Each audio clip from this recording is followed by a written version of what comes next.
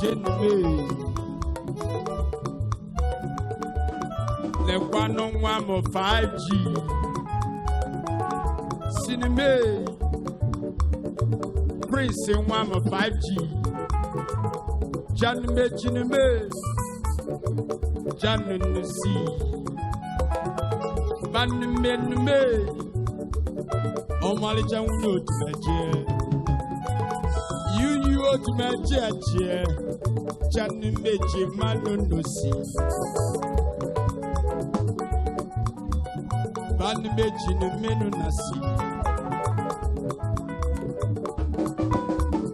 Genmeji no maize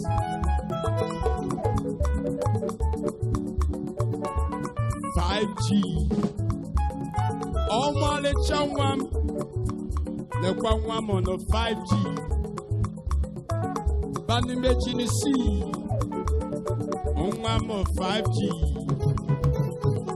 John Mays, the one on the 5G, Banmeji May, Odumeje, Ginny Messi, General Kilisi, John Mays, Ganmeji see. Ganmeji no mananasi, Banmeji no me, Janmeji no mananasi, Banmeji no si, Ganmeji no mananasi, Prince in one, Prince in Odumeje,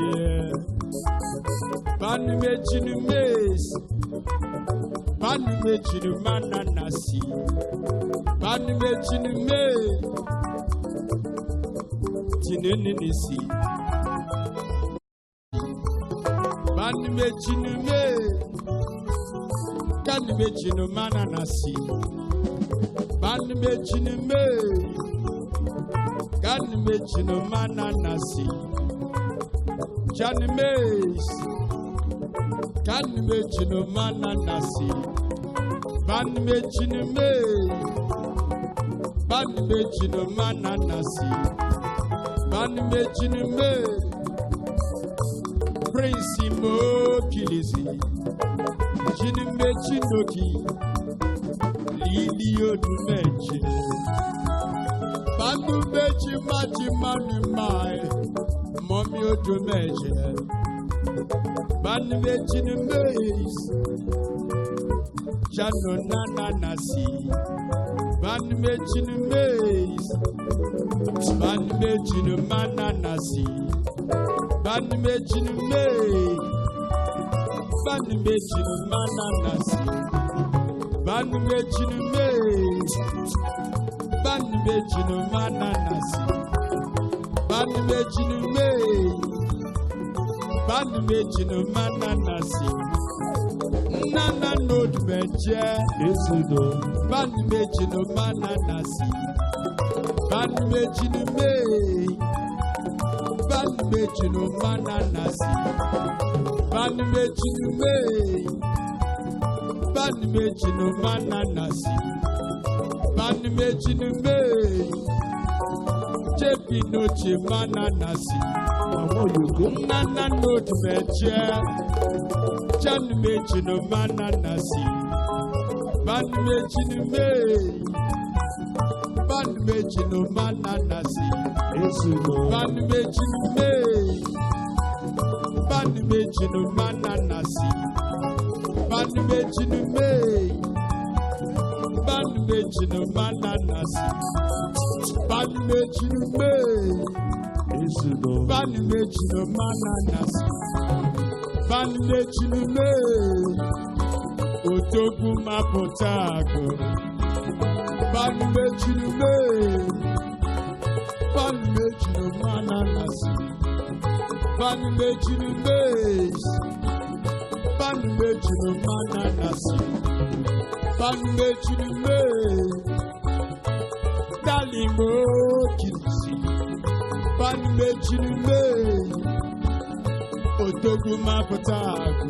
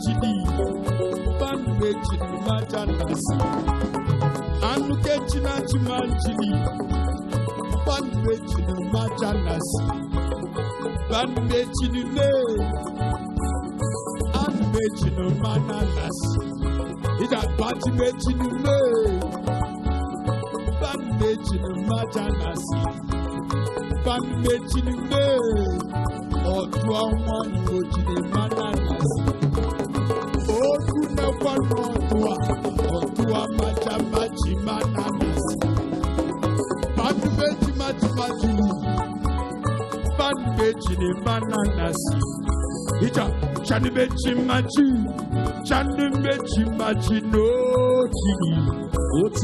Odumeje. Wata sinike siye chacha. Odumeje. Wata sinike siye chacha. Thank you. Amen. And let's get the child.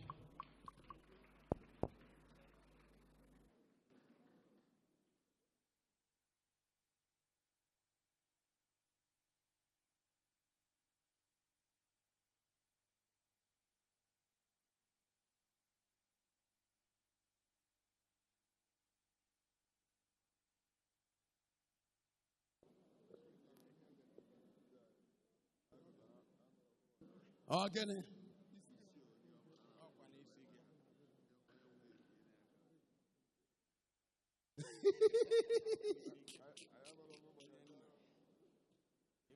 This is my son 5G. And we're going to dedicate our planes. And this name is Prince Drake Chukwubuikem. And that is a wonderful child that was dedicated in this lockdown. And we bless the child. All the church stand up and bless a healer of our time. Prince Drake Chukwubuikem. And we are going to dedicate. Look at my child smiling. When you hear his name, Chukwubuikem Drake. And that is a prince. And my first son is King David, the lion.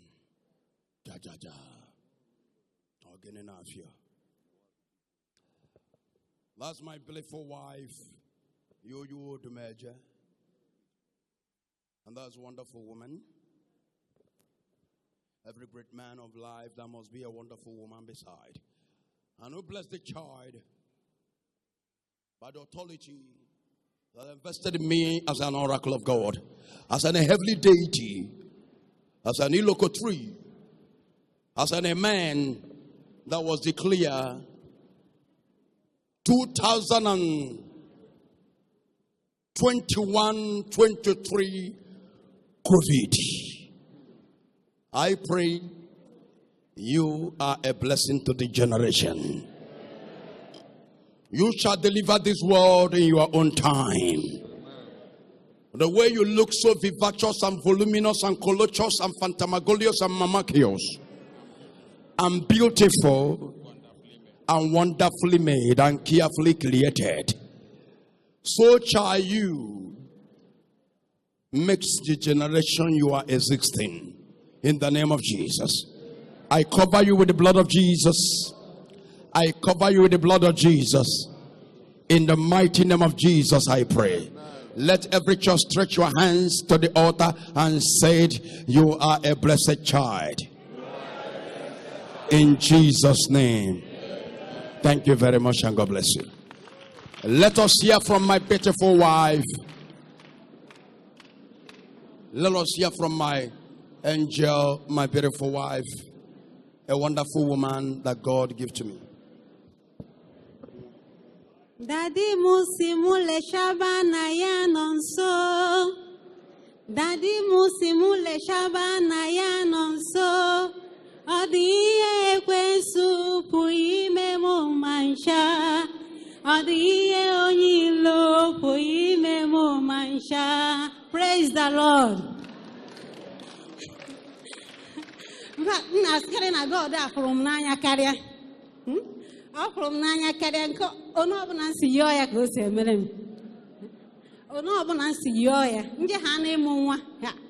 I put a man and I say, Okwanya Badeba Kitamurum was more than Hebrew women. Oh, no, Kemonade. Part one I can say, Kenya. This God, part of Fellow even once. And this God who made me on Nancy Shoya. In Jesus' name. Thank you very much for the miracles of God. Please to the other camera. Amazed glory of God. I've been working miracles in our life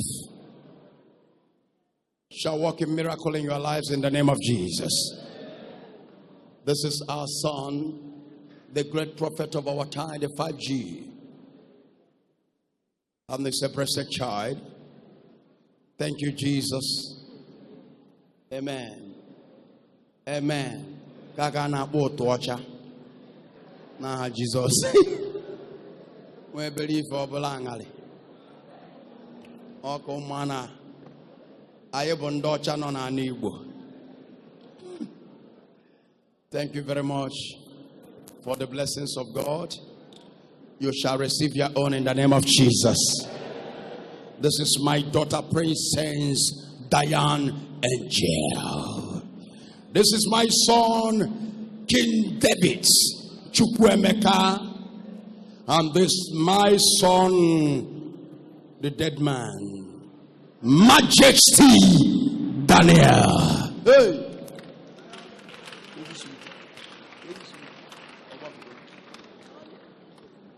Thank you very much, and God bless you all. Thank you very much in Jesus' name.